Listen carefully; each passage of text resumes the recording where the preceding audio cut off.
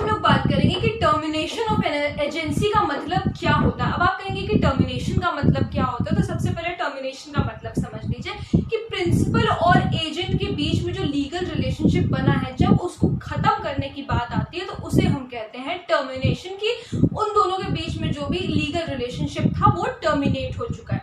अब एजेंसी जो होती है, यानी कि जो कॉन्ट्रैक्ट ऑफ एजेंसी होता है, वो दो तरीके से टर्मिनेट कराया जा सकता है। पहला by the act of the parties और दूसरा by the operation of law. तो सबसे पहले हम ये देख लेते हैं कि by the act of the parties कैसे टर्मिनेट कराया जा सकता है। सबसे पहली बात मतलब कि by the act of the parties में सबसे पहला पॉइंट बाय एग्रीमेंट, एग्रीमेंट कर ले अगर at any time by mutual agreement between the principal and an agent. अब प्रिंसिपल और एजेंट के बीच में म्यूचुअल एग्रीमेंट हो जाए, यानी कि वो दोनों आपस में डिसाइड कर ले कि अब आगे हमें एक साथ काम नहीं करना है। अगर वो म्यूचुअल एग्रीमेंट कर लेते हैं तो एक वो भी तरीका है एजेंसी को टर्मिनेट करने का। दूसरा क्या पॉइंट है, by revocation of the principal. Revocation, अब आप कहेंगे रिवोकेशन का मतलब, तो रिवोकेशन का मतलब होता है कॉन्ट्रैक्ट को ऑफिशियली कैंसिल कर देना। अब अगर कॉन्ट्रैक्ट को प्रिंसिपल ऑफिशियली कैंसिल कर दे तो भी एजेंसी टर्मिनेट हो जाएगी। कैसे? The principal may revoke agency at any time, किसी भी समय पे, by giving notice to the agent. लेकिन नोटिस देगा एजेंट को कि भाई मैं ये जो कॉन्ट्रैक्ट है एजेंसी का, इसे मैं खत्म कर रहा हूँ, टर्मिनेट कर रहा हूँ। ठीक है, notice is important. Then by renunciation of an agent which means withdrawing the responsibility as an agent। renunciation का मतलब होता है कि आप भाई अब इसके आगे नहीं चाहते कि आप उससे रिलेटेड कोई काम करें, मतलब एजेंट अब नहीं चाहता कि वो एजेंट बना रहे या उस कॉन्ट्रैक्ट में नहीं रहना चाहता, सिंपल सी बात है। तो भाई अब ये रिनंसिएशन एजेंट कर सकता है कि वो मना कर दे कि अब भाई मैं ये रिस्पॉन्सिबिलिटी नहीं संभाल सकता, वो अपनी रिस्पॉन्सिबिलिटी से पीछे हट जाए। Agent can also do this according to section 206 of the Indian Contract Act। The agent must give reasonable notice, किसी रीजन के साथ वो अपने प्रिंसिपल को नोटिस दे और एजेंसी को टर्मिनेट करा दे। तो क्या तीन चीजें हो गई, by agreement, by the act of the parties में ये तीन पॉइंट्स है कि by the agreement, mutual agreement से, बाय रिवोकेशन, प्रिंसिपल कैंसिल कर दे कॉन्ट्रैक्ट को, और बाय रिनंसिएशन या एजेंट पीछे हट जाए अपने कॉन्ट्रैक्ट से। अब देख लें कि by the operation of law से कौन कौन से तरीके से हम एजेंसी को टर्मिनेट करा सकते हैं। तो सबसे पहला point, by the completion of agency. Agency का जो कॉन्ट्रैक्ट था उसका टाइम अगर कंप्लीट हो जाए तो एजेंसी टर्मिनेट हो जाएगी। ठीक है, by the expiry of the time.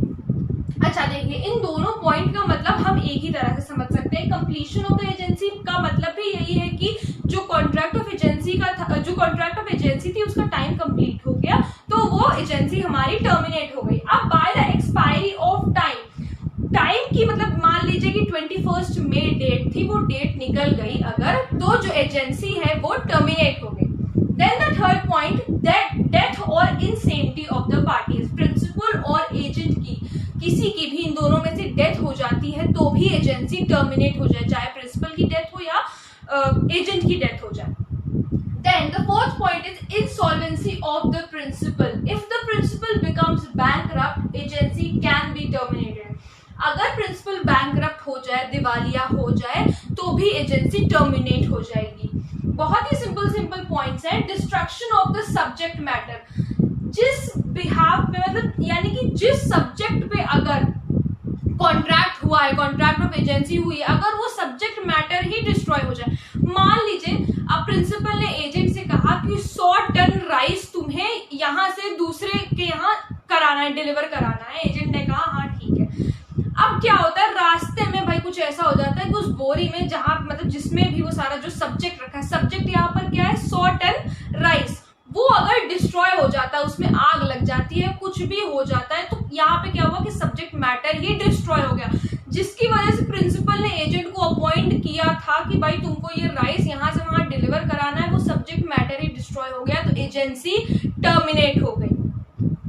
Then the last thing is dissolution of company or firm. अब आप कहेंगे कि डिसोल्यूशन का मतलब क्या होता है, तो पहले आगे पढ़ते हैं। A firm or company may be regarded as a principal in the contract of agency. बहुत ध्यान से सुनिएगा कि जो फर्म और कंपनी को हम एज अ मानेंगे, ठीक है। In the contract of agency, if the company of the firm is dissolve, agency comes to an end. अगर कंपनी को, डिसॉल्व का मतलब है कि अगर कंपनी को सीज कर दिया गया है किसी भी रीजन की वजह से, लीगली कोई अगर उसने इलीगल काम में भी, देखो कंपनी तभी सील, कोई कंपनी या फर्म तभी सील होता है, सीज किया जाता है जब कोई इलीगल काम किया हो, यूजुअली ऐसा ही होता है। तो अगर कोई इलीगल काम किया, अगर कंपनी सीज हो गई तो एजेंसी अपने आप ही ऑटोमेटिकली एंड हो गई, एजेंसी का जो कॉन्ट्रैक्ट है वो टर्मिनेट हो गया। तो हमने देख लिया कि एजेंसी दो वेज में टर्मिनेट होती है, by the act of the parties, by the operation of law. इसी के साथ कॉन्ट्रैक्ट ऑफ एजेंसी का जो टॉपिक था वो खत्म हो गया है। डेफिनेशन भी मैंने आप लोगों को बता दिया, rights and duties of the principal and agent की भी वीडियो मेरे चैनल पर है, तो अगर उसे नहीं देखा है तो प्लीज देख लीजिए। कॉन्ट्रैक्ट ऑफ एजेंसी का टॉपिक आप लोगों को बहुत ही ज्यादा आसानी से और बहुत अच्छे से समझ में आ जाएगा। अगर कोई प्रॉब्लम हो तो please let me know in the comment section, और अगर आप लोग किसी टॉपिक की वीडियो देखना चाहते हैं तो वो भी प्लीज मुझे जरूर बताइएगा। Thank you so much.